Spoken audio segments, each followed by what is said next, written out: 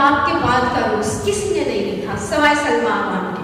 کسی نے بھی. یہ عورتوں کا اعزاز نہیں ہے, اس کو چھوڑ دیں کہ یہ ہمارا اعزاز ہے. نہیں, یہ اردو ادب کے اندر روس کے انقلاب کے بعد کا روس جو ہے وہاں کی کیا سماجی حالات تھے, معاشی حالات کیا تھے. کشور ناہید تک نے اس کو ایڈمٹ کیا. انہوں نے کہا کہ انقلاب کے بعد کے روس کے بارے میں ہمیں صرف کشور ناہید کے سفر ناموں سے پتہ چلتا ہے, سلمیٰ اوان کے سفر ناموں سے پتہ چلتا ہے.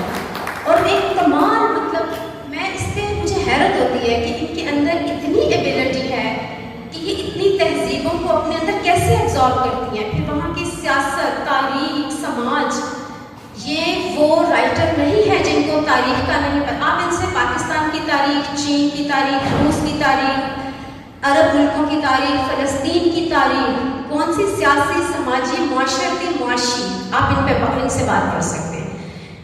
شی از سو ویل انفارمڈ, بہت پڑھتی ہیں. پولیٹیکلی موٹیویٹڈ رائٹر ہمارے ہاں نہیں ہے.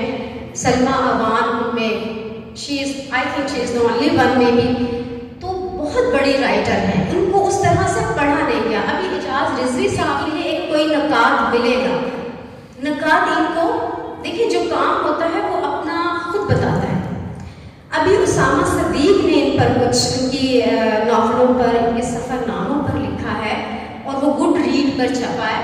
اور جو انگلش کی جو ویب سائٹس ہیں جس میں دنیا بھر کے بہترین ناولس پر تبصرے ہوتے ہیں, انہوں نے اس میں لکھا, کہ فرائیڈے ٹائمز میں بھی شاید چھپا ہے. تو ایسی بات نہیں ہے. پڑھنے والی آنکھ, اگر آپ پڑھیں گے تو پتہ چلے گا نا. ایک رائٹر وہ نہیں ہے جو نظر آتا ہے, ایک لکھاری وہ ہے جو اپنے کتابوں کے اندر ہے, اپنی تحریروں کے اندر اس نے خود کو کیسے سمایا ہوا ہے. بہت بڑا نام ہے, بہت بڑا, اور ان کا حیرت انگیز کام ہے.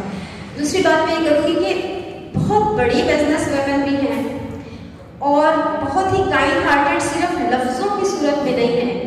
آپ ان کے امپلائیز سے ملیں تو ایسی ایسی باتیں کو بتائیں گے کہ میں خود حیرت زدہ رہ جاتی ہوں.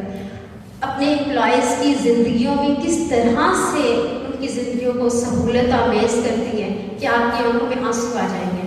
یہ اس طرح کی ہیڈ ہیں اپنے اسکول کی, ایسی سی ای او ہیں, very kind hearted yet very discipline کے اپنے اسکول کو کس طرح سے چلاتی ہیں. اور بہت بہت مبارکباد. ان پہ تو بہت کچھ کہا جا سکتا ہے.